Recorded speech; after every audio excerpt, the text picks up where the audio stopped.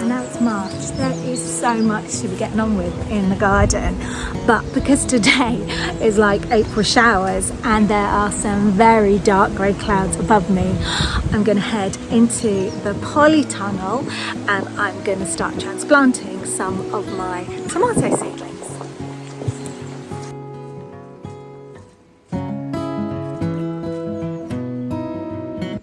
So now is the time to start potting on my little tomato seedlings here.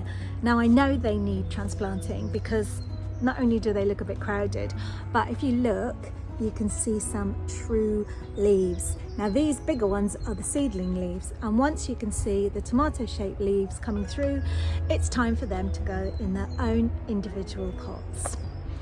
Now I'm going to use some peat-free multi-purpose compost for this because it's got a bit more feed in it, it's a bit more weighty, so as the tomato seedlings start to grow, they are going to need a bit more nutrients to help them continue that journey. So a little tip when you are growing seedlings at home is to once or twice, 3 times a day, just give them a little stroke. Now what you're doing here is you're mimicking the air and the wind that would naturally be there for these seedlings in the wild.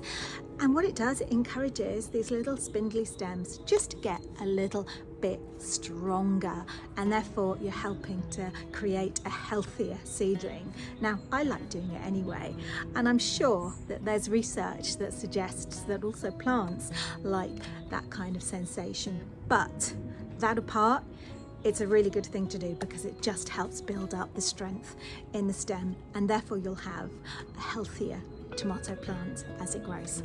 I'm just going to use a little bit more of my multi-purpose compost, really nice texture.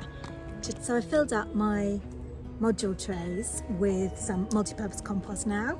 It's nice and damp, and I'm going to use my secret weapons of a chopstick and a fork.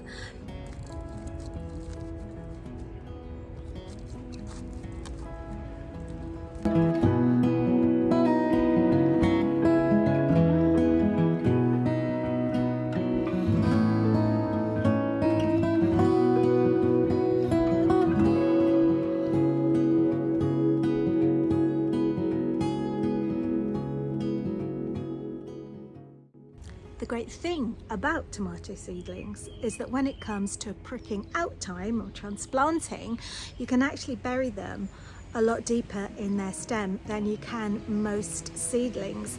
With other seedlings, this would just rot them, but what tomato seedlings are able to do, they produce lots of roots along their stem. What you'll get is a much more compact, yes, shorter, but stronger tomato seedling as it grows.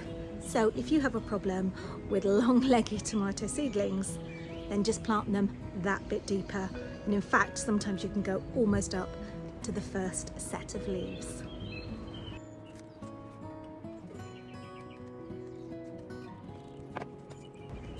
So as you can see, this tomato seedling is now in quite a lot deeper than it was in its original seed tray.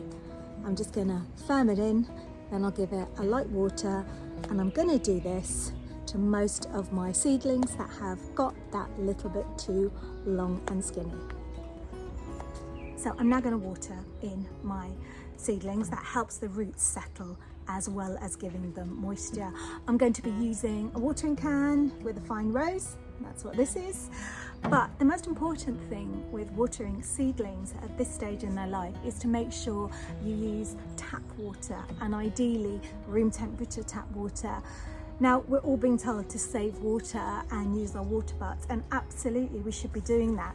But for this stage in their life, what they need is clean tap water. Otherwise, they can be susceptible to all sorts of fungal diseases and other bacteria that might be in your water butt. Oh my goodness!